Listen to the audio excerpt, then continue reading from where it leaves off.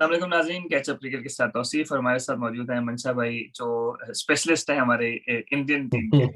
तो मंशा भाई, सबसे पहले कि आखिरी दिन में जो है वो इंडिया को 280 रन चाहिए, round just over 3 and over. Kohli and Rahane are batting, Jadeja is yet to bat और उसके बाद फिर इनकी शार्दुल ठाकुर और बाकी टेल हो जाती है। तो ओवर्स हुए 40। तो ऑब्वियसली ड्यूक्स का नया बॉल इनके 80 ओवर के बाद फिर टीम विकेटें गिनने लग जाती है, तो नया गेम। तो आपको लगता है कि जो उसमें भी इनके 40 ओवर के बाद ही अगली मॉर्निंग इन्होंने रन्स किए थे, तो आपको क्या लगता है कि फर्स्ट सेशन और ओवरऑल रिजल्ट, ऑस्ट्रेलिया फेवरेट्स हैं जैसा हम सबको पता है, तो आपका क्या ख्याल है कि इस पोजीशन से इंडिया का जीतने का चांस है? हाँ, पहले तो मैं समझता हूँ क्रिकेट ये एक टेस्ट क्रिकेट है, इस सेशंस का गेम। अगर पहला सेशन मैं उधर से देखूं टेस्ट मैच का, तो लगता है कि शायद उसके बाद या दूसरे सेशन के बाद कि इंडिया कम बैक ही नहीं कर सकेगा।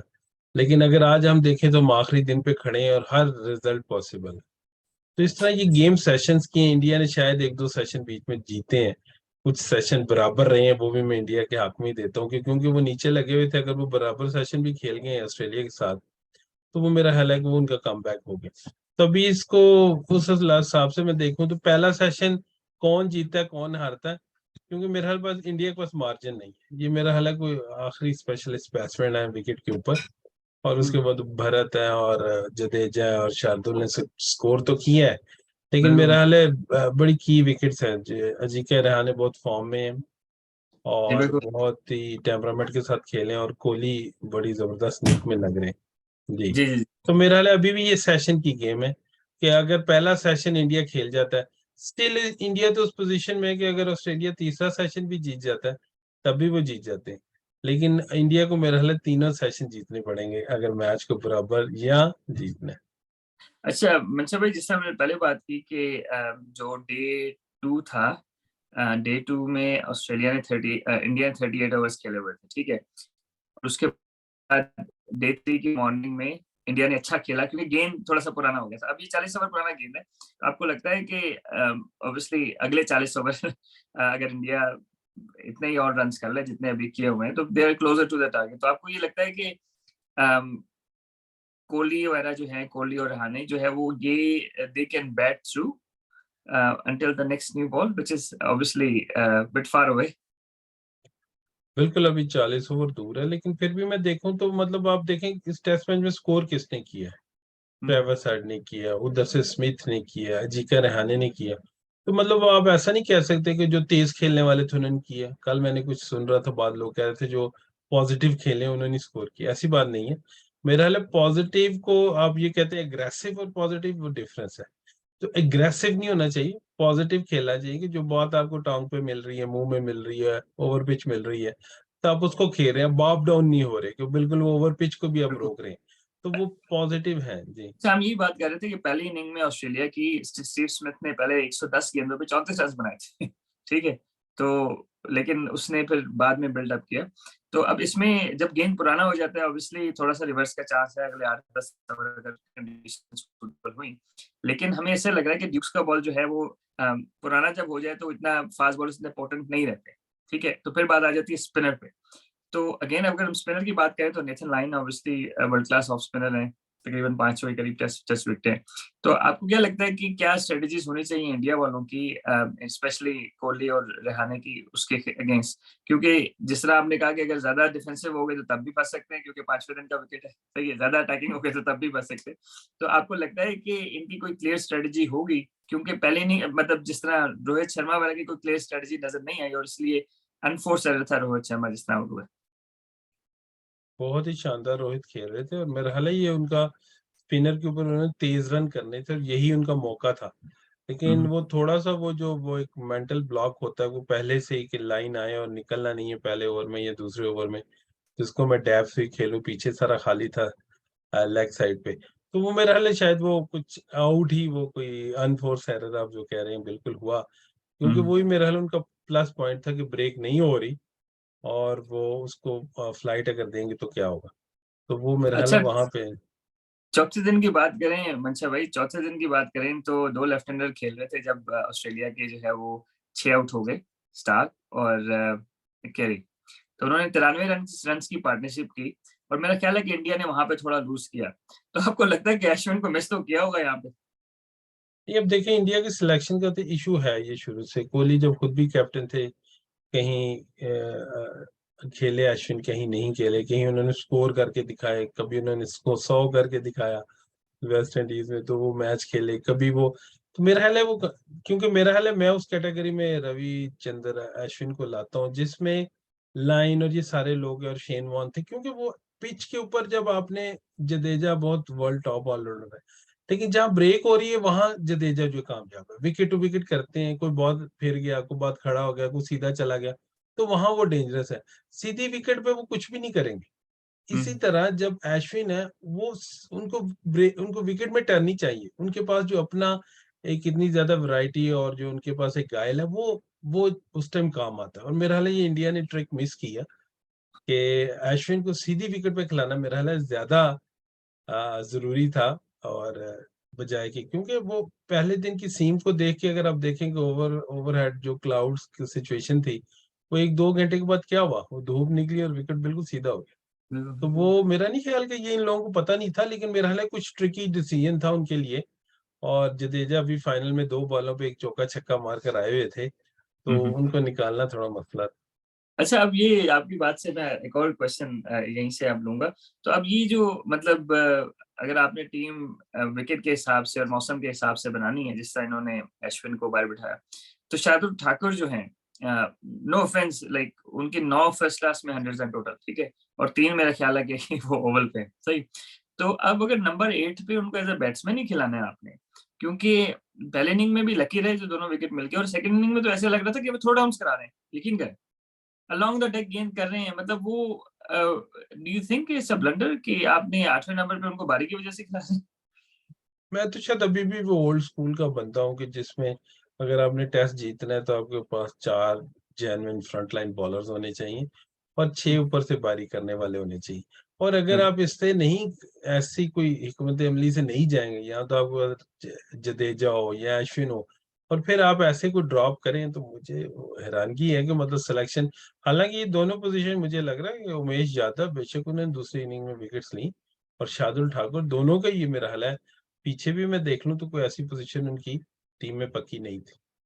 हाँ, तो आई थिंक ये जो इंटरव्यूज भी आ गए ना कि हम अभी टीम डिसाइड नहीं की अश्विन को खिलाना है या नहीं खिलाना, आई थिंक वो शायद इंडियन जो लीडरशिप है, group including captain and coach, उनकी थोड़ी सी वीकनेस है कि एक दिन पहले उन्होंने टीम अनाउंस ही नहीं की, वो फिर बात कर रहे हैं कि हम शायद खिला लें, विकेट देखेंगे सुबह। I think that's too late. ये प्लानिंग वाइज जो है वो आई थिंक थोड़ा सा वो पैनिक कर गए बड़ा मैच देख के। बिल्कुल। अच्छा, चलिए, coming back to the obviously today's, तो अब जो हो चुका तो हो चुका। We think the selection have played a huge part. तो अगर आप क्या कहते हैं सेशन बाय सेशन करें तो पहला घंटा जो है वो कितना इंपॉर्टेंट है आपके हिसाब से? बड़ा की है मेरा ख्याल है, वो तो किसी भी दिन का बहुत इंपॉर्टेंट होता है, लेकिन आज तो आखिरी दिन है। मैंने आपको पहले भी कह दिया कि 1 घंटा नहीं, ये सेशन इनको जीतने पड़ेंगे तीनों। एक सेशन से बिल्कुल। नहीं, एक सेशन अगर ये बराबर भी खेल जाते हैं इंडिया वाले, बराबर का मतलब है कि एक आउट जो हो जाता है, स्कोर भी ज्यादा नहीं करते, तो एक बराबर सा सेशन भी हो जाता, तब भी मेरा ख्याल है ऑस्ट्रेलिया का अपर हैंड। अच्छा, अब आपसे दो एक सवाल आखिर में रह गए। एक ये कि ड्रॉ का कोई चांस है? मुझे मुश्किल लग रहा है, क्योंकि जब मैच खत्म होता है उस टाइम भी बिल्कुल सूरज सर पे होता है और बड़ा लंबा मैच होता है, और आखिरी 90 वो जो ओवर्स हैं वो मैंडेटरी ओवर्स, मेरा ख्याल है वो भी मुश्किल लग रहा है। और ये बड़ी नर्व्स की गेम है, और मेरा ख्याल है कि शायद मुझे लग रहा है कि एक सेशन ऐसा आएगा जहां मेक और ब्रेक होगा, जो भी उस हम्म। में खेल गया मेरा ख्याल वो थ्रू हो जाएगा। क्योंकि अभी जो है वो इंडिया के जीतने का चांस है 10% बताया जा रहा है, 15% बताया जा रहा है, सही है। Which is again like CSK का जो भी फाइनल में 8% बताया, 5% बताया जा रहा था, तो वो जीत गए। तो इट हैपेंस। तो क्या कहते हैं, आपको ऐसे लगता है कि अगर इंडिया रन करने जाता है तेज तो फिर विकेटें गिर जाएंगी? अगर विकेटें रोकता है तो ड्रॉ का चांस हो जाएगा? नहीं? ये मेरा नहीं ख्याल है वो रन्स के लिए जाएंगे। वो जिस तरह कल भी हमें लगा कि तेज खेले हैं, लेकिन वो खेले पॉजिटिव है। जैसे मैंने कहा, एग्रेसिव नहीं थे, पॉजिटिव थे। तो मुझे आज भी लग रहा है कि कोहली उसी तरह ही खेलेंगे, अगर उनको बॉल मिला तो वो मारेंगे। मतलब ये नहीं कि ओवर द टॉप मारेंगे, जिस तरह कल उन्होंने 2-4 सिंगल लिए, जैसे मैदान ऊपर आई उन्होंने फिर सीधा मारा। तो मतलब वो बड़े ही अच्छे तरीके से भी खेल रहे हैं।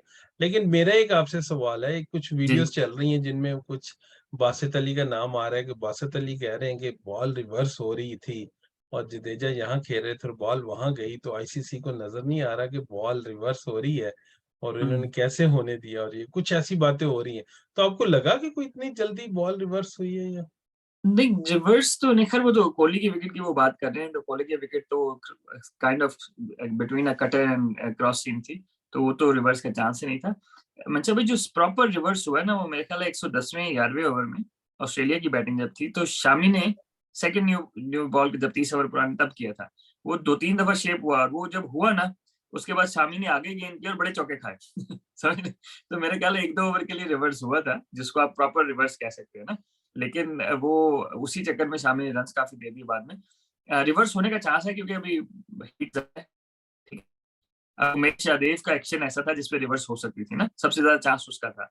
उसने भी कुछ ट्राई किया, लेकिन उसका रिवर्स नहीं हुआ। मेरा नहीं ख्याल कि ऑस्ट्रेलिया ने किसी किस्म की बॉल टेम्परिंग की है, मेरा नहीं ख्याल ऐसा है। वो आई डोंट नो कि वो बासित अली साहब किस सेंस में कह रहे हैं, क्योंकि कोहली वाला विकेट तो उस टाइम मतलब क्रॉस सीम था, उसमें रिवर्स का क्या चक्कर?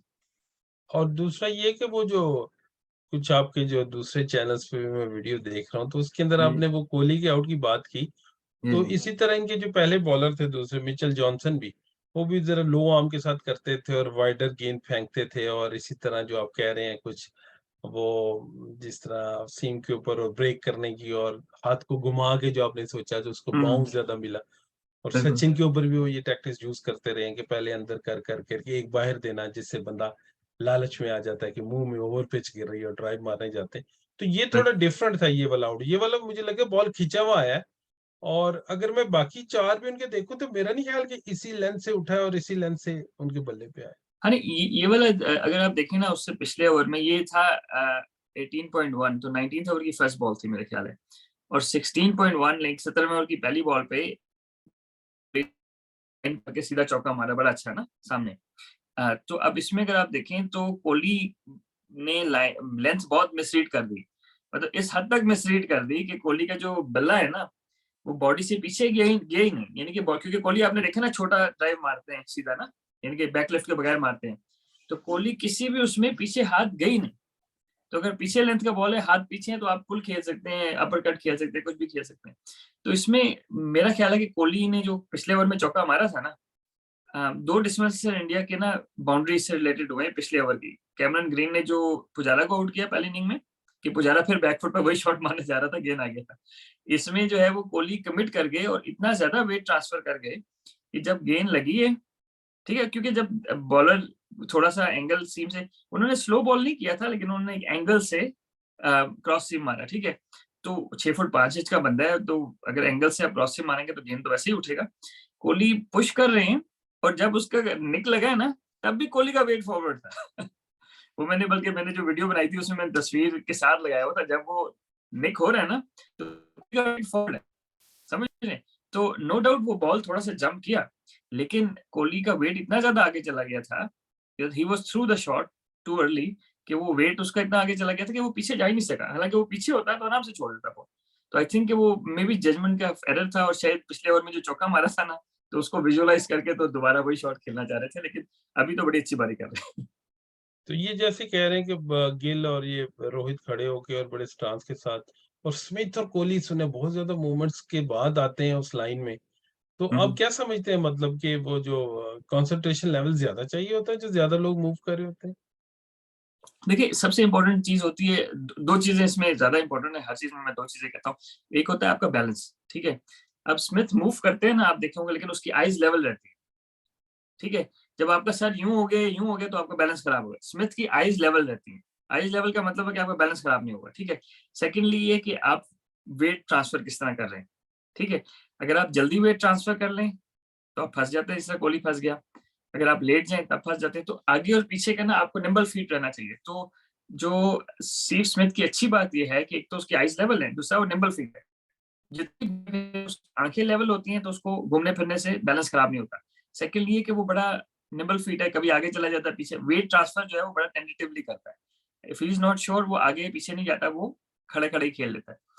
कोहली का जो है वो थोड़ा-सा पहली इनिंग में लगा, क्योंकि वो टी20 क्रिकेट खेलते हुए आ रहे थे। टी20 क्रिकेट में आपने थोड़ा पहले कमिट करना होता है, सही है, शॉट मारने के लिए।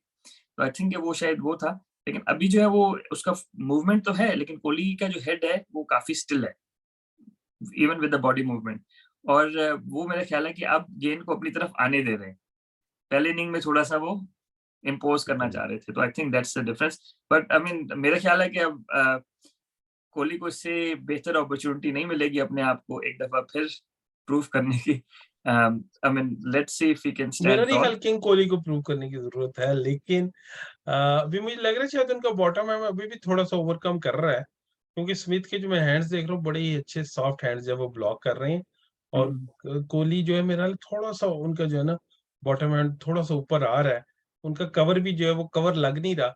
उस टाइम फिर उनके बल्ला और गेंद वो काफ़ी वो उसपे गैप नज़र आता है जब वो थोड़ा सीधा तो ऑफ ड्राइव लग रहा है, लेकिन वो मेरा ख्याल है कि बॉटम हैंड ऊपर आ रहा है। हाँ, नहीं, देखिए Kohli is always a bottom end player, लेकिन उसमें ये है कि he knows how to generate. So bottom end में होता है ना, अगर आप खेलेंगे तो जाएगा। अब कोहली क्योंकि कलाइयों से पावर जनरेट करता है ना, बैट स्पीड कलाइयों से आखिरी टाइम पे करता है। तो आई थिंक कोई जजमेंट ऑफ एरर ना हो, तो इस टेक्निक के साथ he should score runs. Okay, तो ठीक है मेरा ख्याल है। हाँ, हाँ, ठीक है नाज़रीन, तो हमने छोटा-सा एपिसोड कर लिया। डॉक्टर साहब थोड़े ब मसरूफ़ थे, तो हमने कहा कि आप छोटे-से एपिसोड बना लें फाइनल डे से पहले, फाइनल के। आई एम रियली होपिंग कि इंडिया जो है वो फाइट करे और मैच आखिरी घंटे तक जाए। As we see it right now, Australia is favourite to win. I personally think कि इंडिया का जो पहला घंटा है, वो बहुत इम्पोर्टेंट होगा। अगर कोई विकेट ना लूज़ करे तो देन गेम इज़ ऑन। मंशा भाई, आपका वर्डिक्ट क्या है? हाँ, मेरा ख्याल है वो उधर समन की पोज़ीशन भी है, तो ये ना हो कि 2 घंटे में खत्म करके और वो घूमने-शूमने का प्रोग्राम बना ले। बाकी ये है कि आखिरी आखिरी सेशन तक जाना चाहिए। जी। तो चलिए नाज़रीन, ये हमारा छोटा-सा रिव्यू था लास्ट डे का और इस टेस्ट मैच का अभी तक जो चल रहा है। और मंशा भाई हमारे इंडिया के स्पेशलिस्ट हैं, तो वो ऑब्वियसली प्लेयर्स को थोड़ा बेहतर जानते हैं। तो उम्मीद करते हैं कि आज मैच अच्छा होगा और इंशाल्लाह हम फिर पोस्ट मैच एनालिसिस डॉक्टर साहब के साथ और मंशा भाई के साथ वो डॉक्टर इकट्ठा साहब को आज करेंगे। है नहीं, वरना उनको आज उनका भी था दिन के मैनचेस्टर सिटी आज जीत गई है, जो चैंपियंस लीग जीत गए हैं, तो वो आज उनसे बात बल्कि ज़रूरी। डॉक्टर साहब से कल कैमरून ग्रीन के कैच का भी पूछेंगे इंशाल्लाह। ठीक है जी, नाज़रीन। वो जो सॉफ्ट सिग्नल का क्या हुआ है वो मसला। हाँ, बिल्कुल, बिल्कुल, बिल्कुल। बिल्कुल। वो डॉक्टर चलिए साहब ठीक। करेंगे, इंटरनेशनल अंपायर है। तो चलिए नाज़रीन, अपना ख़्याल रखिएगा। कमेंट्स में ज़रूर बताइएगा कि आपके ख़्याल में कौन-सी टीम जीतेगी। अपना ख़्याल रखिएगा। अस्सलाम वालेकुम। वालेकुम अस्सलाम।